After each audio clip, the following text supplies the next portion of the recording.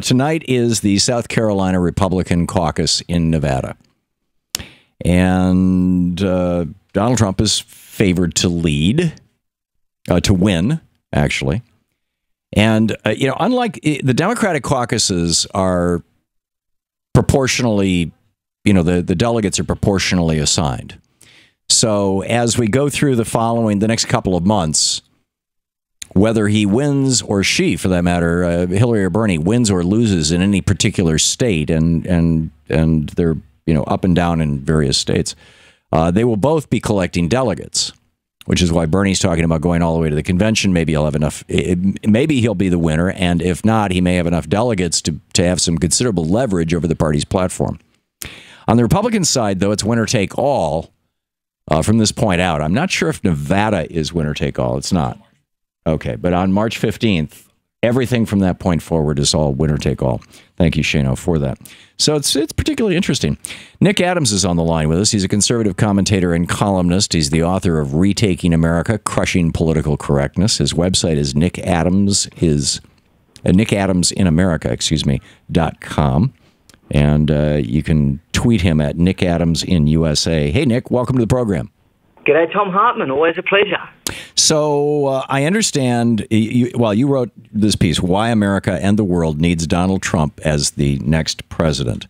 And I'm wondering why would you support a guy who, as the Huffington Post notes and documents with links at the end of every single one of their stories about Donald Trump, the editor's note, Donald Trump is a serial liar, a rampant xenophobe, a racist, a misogynist, a birther, and a bully. Why would you support such a person? Well, I've got to disagree with the characterization of Donald Trump there, Tom, without a shadow of a doubt. I think that Donald Trump is American exceptionalism on steroids. He's self-reliant. Well, isn't that what's wrong with him? He's bold, patriotic. He's exactly the kind of person we need running America, and I think also would be the best thing for the world, because we need to get rid of this political correctness that you subscribe to and so many other people do. I'm politically correct. I'm calling Donald Trump a serial liar, a rampant xenophobe, a racist, a misogynist, a birther, and a bully. Where am I being politically correct, Nick?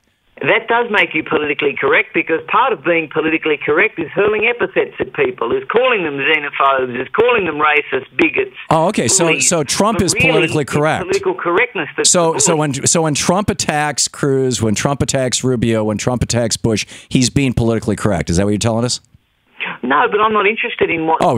So when I point out the reality of Donald Trump being a liar, a xenophobe, a racist, a misogynist, that's political correctness. But when Donald Trump points out the reality of Marco Rubio and Ted Cruz in particular being owned by the oil industry, his three largest donors, Cruz's three largest donors, as Donald Trump pointed out yesterday, and these are all more than $10 million contributions, are from the oil industry. He's not being politically correct. How does that make sense, Nick?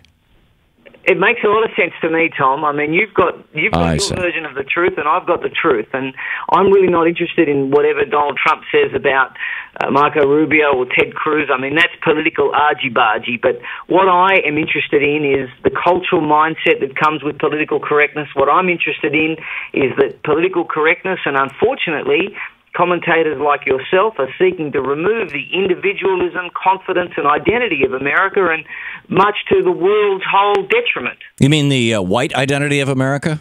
Well, it's not just white. This is the best country in the world for a black person to live, Tom. It's why more black Africans have immigrated to America than came as slaves.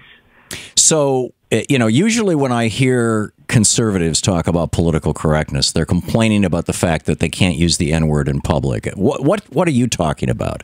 I'm totally confused here, because when I point out bad things about Trump, you say I'm being politically correct. When Trump points out bad things about Cruz, you say he's not being politically correct. And you're positioning yourself as the expert on political correctness. And Nick, you're making no sense to me. Well, Thom Hartmann, you're making no sense to me. Like I've said to you, I mean, I'm really not interested in what Donald Trump says about his political opponents. Why not?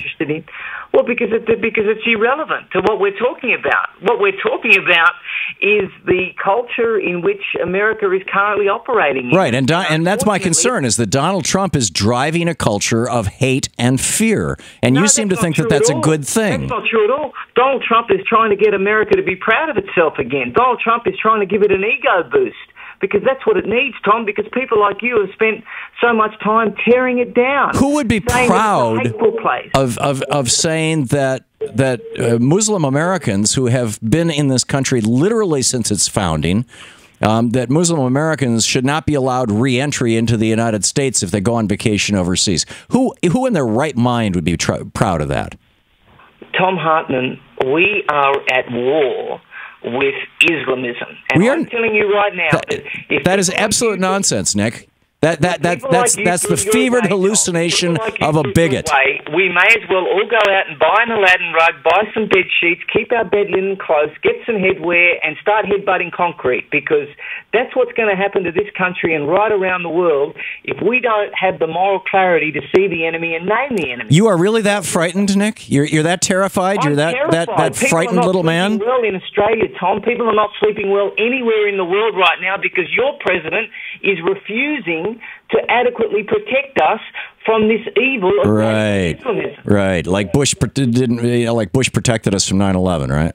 Well, he was proud of his country, and he didn't want to see a diminished America on the world stage. I can't say the same for this president. So your definition of a president who is proud of his country is a president who doubles the national debt, who lies to the American people, who runs up massive deficits, who kills millions of people, including thousands of American soldiers, and injures or wounds hundreds of thousands of American soldiers.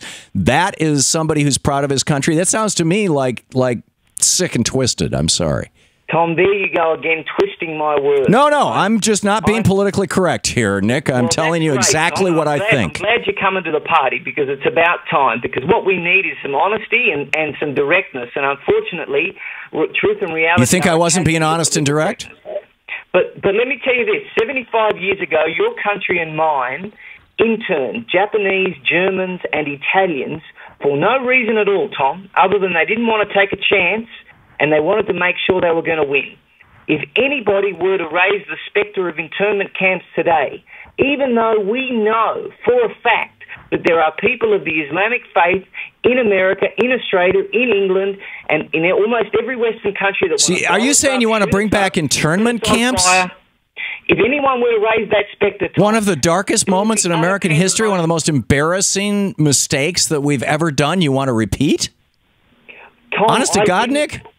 Tom, I didn't call for internment camps. You're being politically correct again. We want to be politically incorrect. You're hallucinating, Nick. Our thinking has changed, Tom. We're not able to win anymore because our thinking has changed, because people like you have asked us to embrace relativism. We're not winning anymore. The United States is the strongest and richest country in the world. We're not winning anymore? No, we need to win more. The world's fortunes travel with America, Tom. When America's strong, the world's strong. Right now, America. We need to kill more people, right? Kill more, and if anybody heckles you, punch him in the face. Nick Adams, conservative commentator and columnist, author of Retaking America, Crushing American Correctness. To watch more clips from our programs, hit the Watch More Videos button over here, and please be sure to hit the handy dandy subscribe button so you'll always be up to date. Tag, you're it.